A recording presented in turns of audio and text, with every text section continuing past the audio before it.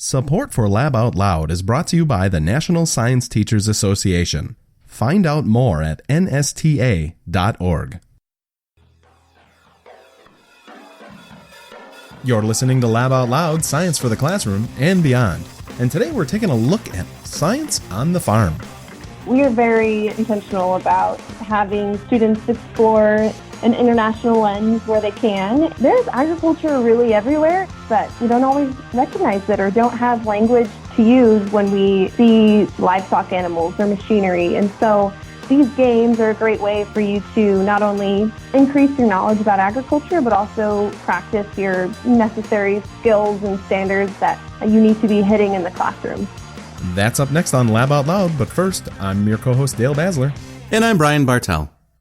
And you might think, just because, maybe you don't know, that Brian and I live in Wisconsin, that all we do is think farm, farm, farm, farm, farm.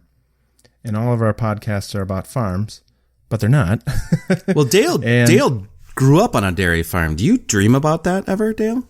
I used to. That's so funny. I used to have a one of my jobs on the farm was to pitch manure. Because we had box stalls. I was on a dairy farm, so you have the young the young heifers, and we'd had to by hand fork them out every Saturday, and I would have dreams, and occasionally I still do, that nobody emptied them, and the calves. They were so high on their manure that their backs were starting to hit the roof. I have this reoccurring, I didn't do my chores for apparently a year. I've never had a manure dream. I'd like the record to state. You know, that the funny thing is, though, Dale and I know each other pretty well, and every now and then Dale will dole out a bit of wisdom he learned on the farm. So it's kind of funny every now and then. That'll seep through, and I forget. It's been a long time, though, to be fair. So it's probably a tie-in to our guest today too, because the farm I grew up on was probably your small family farm, 100 cows, that kind of thing. And farming is not like that. I mean, it is in places, but so much of farming is just huge. So yeah, we definitely remember that there's some science in agriculture science, and we wanted to touch base with some of those roots again. And we welcome someone to talk on the show a little bit about what resources might be available to educators from the American Farm Bureau Foundation for Agriculture. My name is Leah Gibson, and I'm an education specialist for the American Farm Bureau Foundation for Agriculture. So my day on a day-to-day basis looks like creating resources for teachers and other educators out there about agriculture. Okay, so you came to us and said, I have a bunch of resources that I think would be helpful for science educators, and one of those that caught my attention was Purple Plow. Can you tell us a little bit about that? Yes. So Purple Plow is one of the American Farm Bureau Foundation for Agriculture's main programs. It's a free STEM education platform, and it engages students in creating solutions for real-world complex issues that are related to agriculture. So we first were inspired to create Purple Plow when the maker movement a couple years ago was becoming really popular, and we just thought that agriculture could really fill a need there. And so we created Purple Plow in 2017 with the support from our main sponsor, DuPont Pioneer, which is now Corteva, the agriculture division of Dow DuPont. And it's full of free resources for teachers. So there are challenges and puzzlers. The challenges follow a design thinking process, and there's a free curriculum for the teacher to download and a student guide. And we are now creating lessons that go along with the challenges. And they're a contest as well. And so our contest for the Purple Plow Challenge run bi-yearly. And students can compete in the current challenge to win prizes like a 3D printer or Visa gift cards. And then there's also medals and certificates that we send out. And those challenges can take, they do run seasonally, and so they can take 2 months or so to do. And so they're a longer term, almost like a project-based learning challenge. Yeah, so when I looked at this, it was interesting because unlike another challenge that's start and stop, it sounded like it kept going, and this would be something that would be appropriate for the classroom maybe at any time, not just challenge focused. Right, exactly. If you are a teacher that is fortunate enough to work in a STEM lab and you have a lot of flexibility, these Purple Plow challenges could fit really great into your curriculum because they do take a longer time to do, and you could do it once a week and have your students work in groups to complete a challenge. And so, for example, the current challenge right now is called the Cattle Ranch Riddle, and students have to create some type of prototype of a cattle ranch that meets the needs of social, environmental, and economic needs that a cattle ranch has to balance. And so that could look like creating a virtual model. It could look like physically building one out of cardboard. There's a lot of flexibility that we give to the students and to the teachers. We really believe in the voice and choice. And so if you want to compete in the contest, you just have your students document their progress and tag us on social media, and then just fill out a 2-page handout and email it to us, and you get entered into our contest, and we look it over and use our criteria to judge the entries. And it's been really, really great to see the participants since we've started just over a year ago. Success will be determined by construction of a model of a cattle ranch, either cow, calf, or stocker, that will address the best practices, beef cattle health, welfare, land and environment management. Where do the students, where do you see the students getting all this information from? That's a great idea, or a great question. So we started creating lessons with this cattle ranch riddle. So in the past, if you look at our older challenges, we have some about aquaponics. We have one about room to grow, which is finding unique spaces to grow food.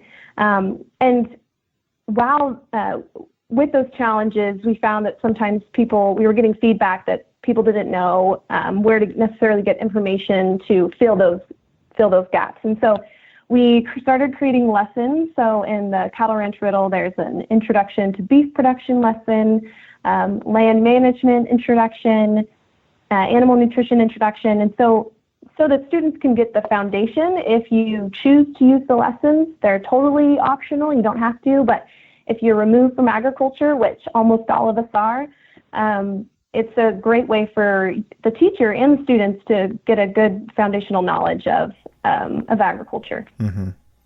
You have a nice little intro video too. Minute 30, but kind of just introduces it in a fun way. Yeah, we have a little explainer video for each challenge that you can show your teachers, or if you're interested in the challenge, you want to know more of what it's about, you can just watch that 2-minute video and get a brief overview. Now, I also noticed that you have these puzzlers here. So if you didn't want to have time, if you didn't have time for the challenge, you have these little puzzlers, which might be appropriate for other things. Can you tell us about that?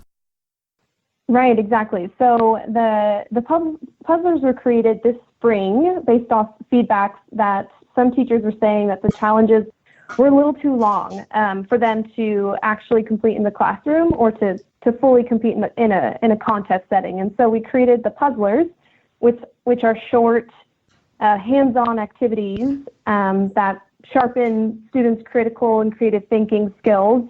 And they're about an hour to 3 hours long.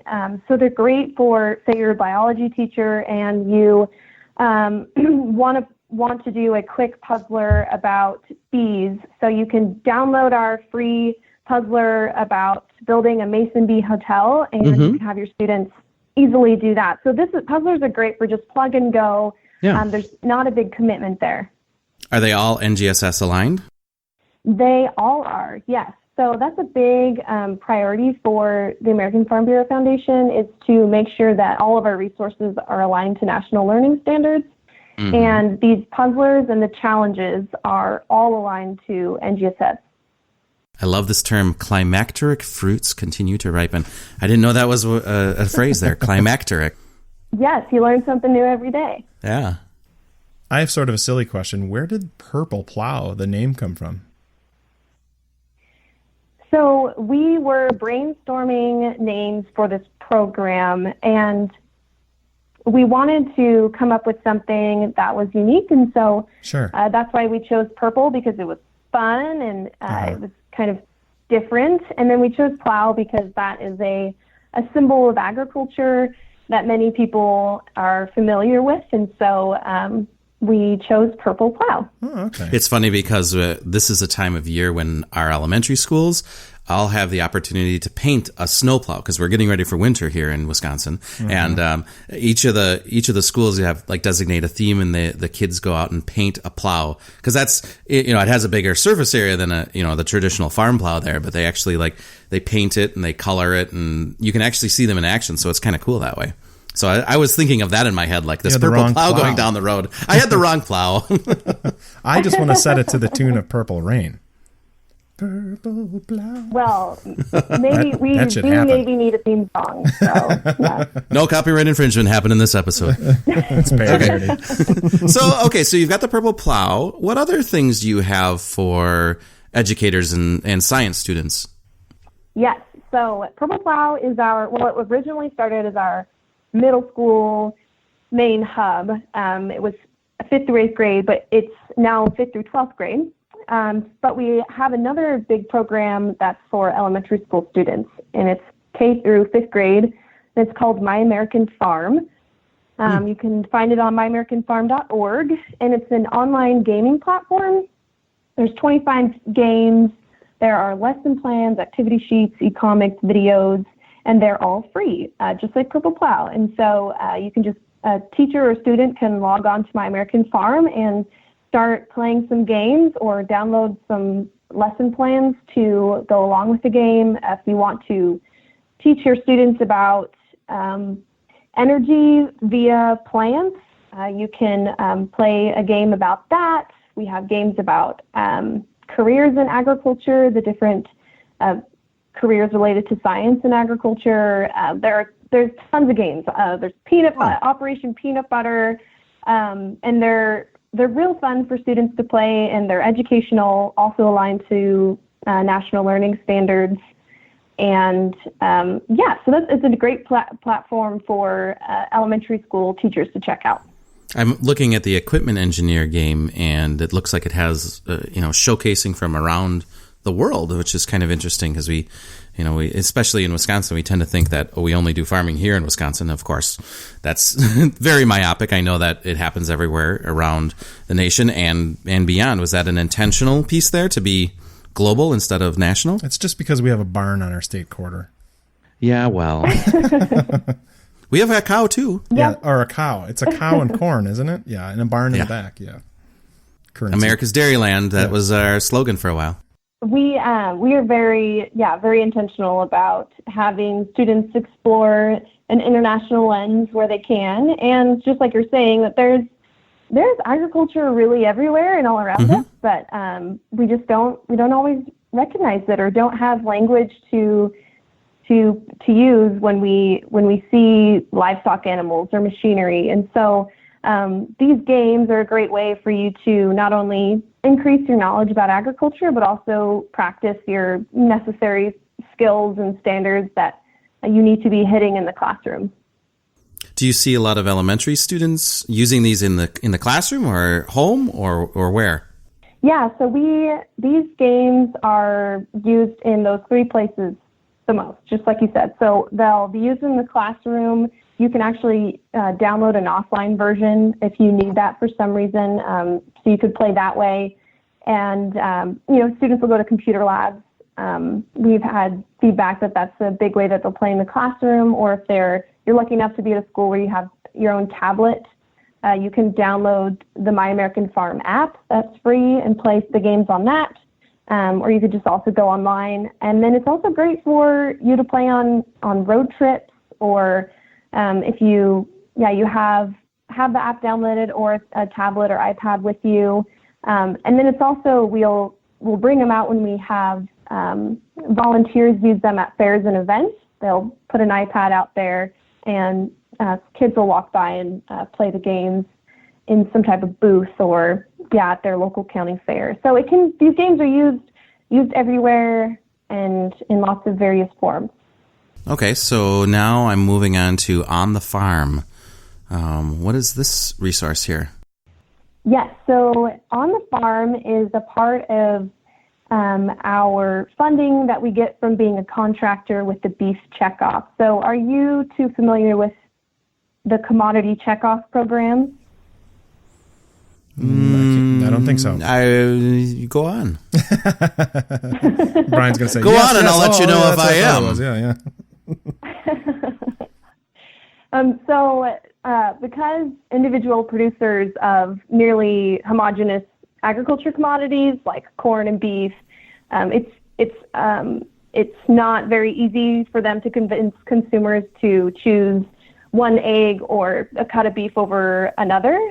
They've joined together in commodity promotion programs to use generic advertising, to expand their total demand for the commodity. So this has been mandated by law. The USDA oversees these dollars that are spent. But so the beef industry has the beef checkoff, and they're producer funded.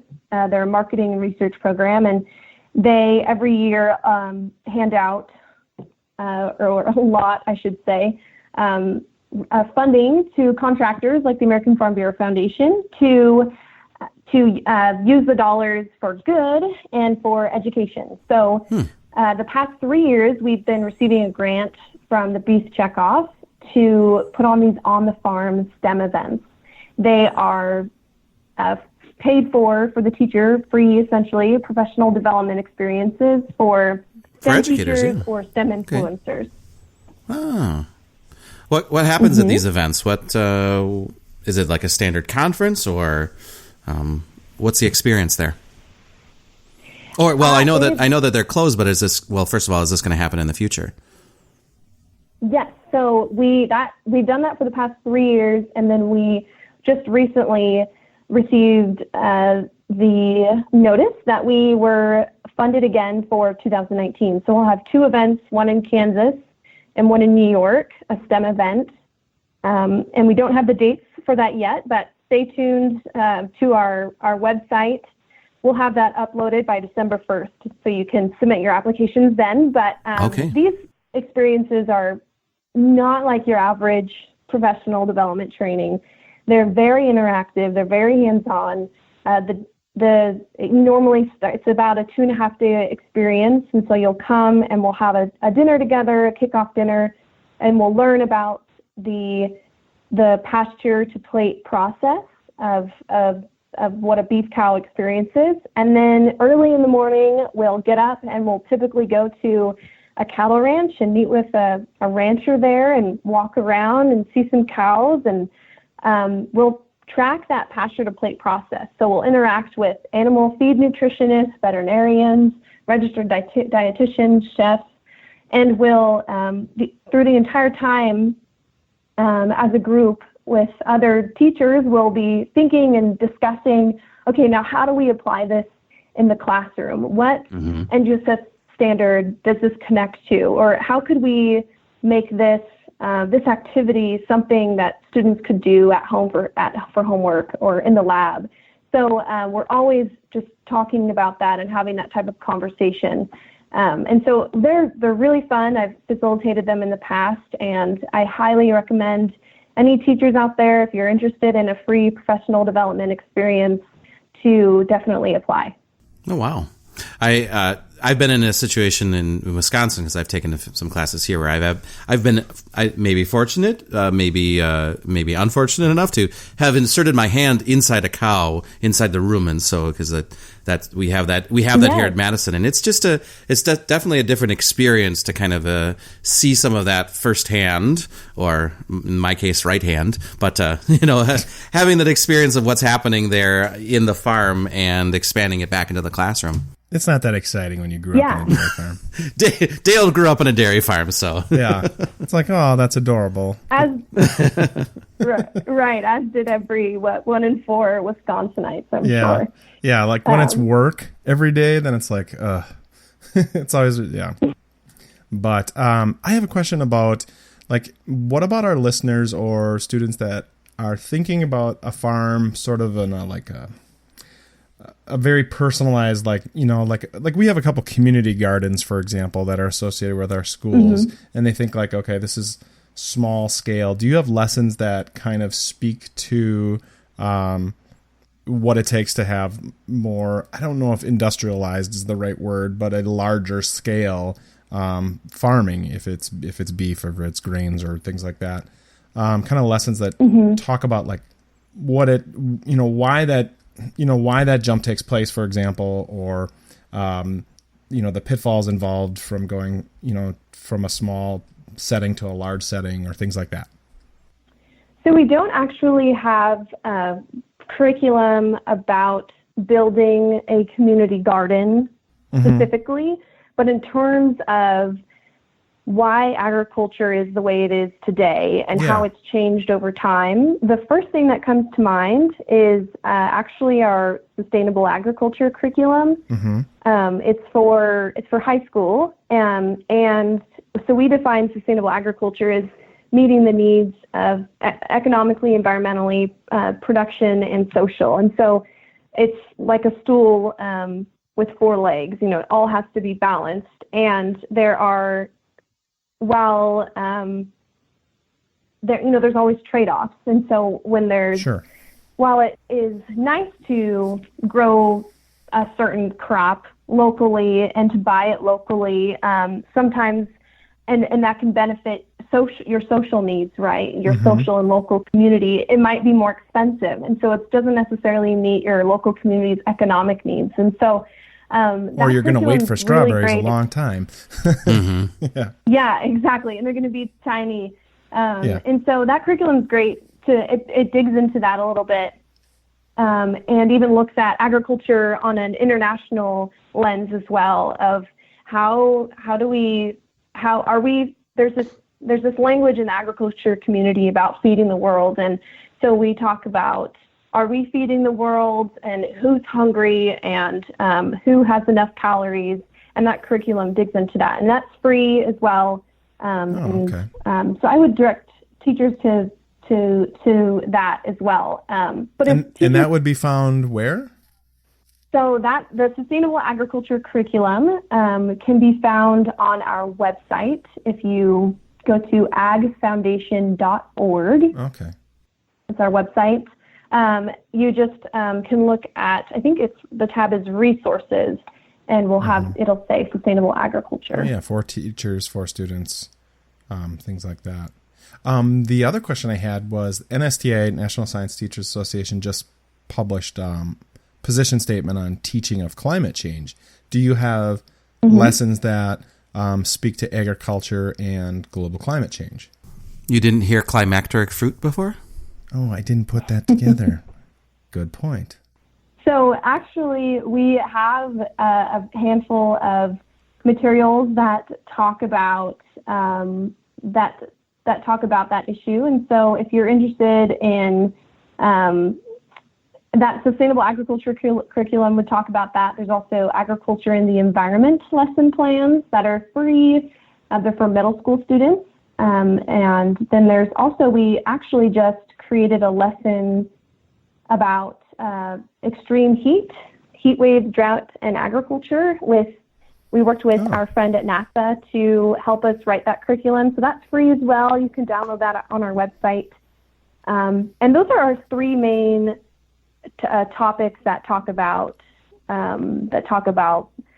the global climate changing, and so that those resources would be great for teachers to use to address that in the classroom. Well, thank you so much for your time, Leah. These are some fantastic resources that I'd like to get into myself, and hopefully our listeners will find them just as valuable. Yes, I hope so as well. And we'll put if you're interested in these free resources, the links will be in the show notes. And if you have any questions, you can reach out to me at educationdirector@sb.org, and I'd be happy to answer any of your questions. Thank you so much. Thank you. Thank you. Thanks for having me. If you'd like to learn more about today's episode, head on over to our website, laboutloud.com, for more information. You can also find details about all the previous episodes, and you can leave us feedback and comments. We want to hear from you. If you enjoyed the show, make sure you've subscribed on iTunes, Google Play Music, or your favorite podcasting platform. And if you really enjoyed it, consider leaving us a rating or a review. Your feedback helps others find our show. If you like Lab Out Loud and you love the show that we provide for you, please consider supporting the show at our Patreon page. Head on over to patreon.com/laboutloud for more information. Until next time, I'm Dale Basler. And I'm Brian Bartel.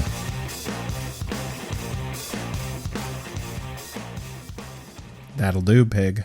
That'll do. That'll do. See, there's a farm theme right there. I know, it was so hard not to crack a couple jokes like... I don't want to steer the conversation in it. I had a couple things. That's utterly fascinating, Leah, but... Oh, God. I think we need sleep. It's very possible. All right. Talk to you later. Hey, that's enough.